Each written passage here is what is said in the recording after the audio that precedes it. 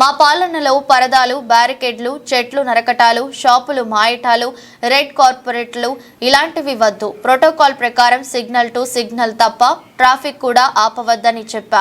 మీరందరూ కూడా హంగు ఆర్భాటాలకు దూరంగా ఉండాలని ఎమ్మెల్యేలను, మంత్రులని కోరుతున్నాను.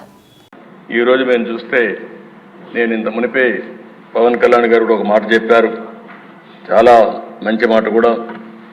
మనం ఎవ్వరం కూడా ఇక్కడ ఉండే ఎమ్మెల్యేలందరం కూడా గుర్తుపెట్టుకోవాల్సింది, ప్రజలు మనం ఇంత మురుమారిగా ఏదో పెత్తందారి వ్యవస్థ కాదు, మన ఇష్ట ప్రకారం మనం చేయడానికి.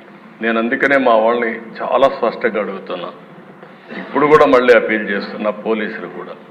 నేను ఎక్కడైనా పోతే సెక్యూరిటీ కోసం ఒక్క నిమిషం మీరు ట్రాఫిక్ ఆపి పంపించండి. ఒకవేళ కాదు అంటే నేను కూడా ఒక 5 నిమిషాలు లేట్ అయినా పర్వాలేదు, నేను ఉంటాను తప్ప ముఖ్యమంత్రి వచ్చాడని హంగామా చేసి మళ్ళా పరదాలు కట్టడం, చెట్లు నరికేయడం, ఎక్కడికక్కడ రెడ్ కార్పెట్లు వేయడం ఇవి ఎక్కడా చేయొద్దని విజ్ఞప్తి చేస్తున్నా. చెట్లు నరికేయడం, ఇంకో పక్కన షాపులు మూసేయడం, స్కూల్స్ మూసేయడం, ఆ స్కూల్ బస్సులన్నీ పంపించడం, హౌస్ అరెస్టులు చేయడం, అక్కడ పోతే అన్ని పార్టీ వాళ్ళని హౌస్ అరెస్టులు చేసి ఎవరిని రోడ్డు మీదకి రాకుండా చేయడం.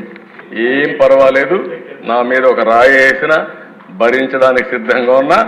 ఆ భరింపు ప్రజా తీర్పుకు, ప్రజా ఒక రివోల్ట్కి దోహదం చేసే విధంగా చేస్తాను తప్ప భయపడే పరిస్థితి ఉండదు. కాబట్టి ఎవ్వరు కూడా అలాంటి చేయొద్దని చెప్పి కోరుతున్నా. మా ఎమ్మెల్యే చెప్పిన దిశ అది ఏంటో ఆశ్చర్యం, నాకు అది అర్థం కాదు. ఎందుకు ఆ పైశాచిక ఆనందం కూడా నాకు అర్థం కాదు. హెలికాప్టర్ పైన పోతుంది, రోడ్డు అంతా బంద్, అంటే చెట్లు నరికేయడం, అంటే పైన పోయి హెలికాప్టర్ కూడా చెట్లు అడ్డం వచ్చాయి. ఆ దిశ చాలా జరిగాయి.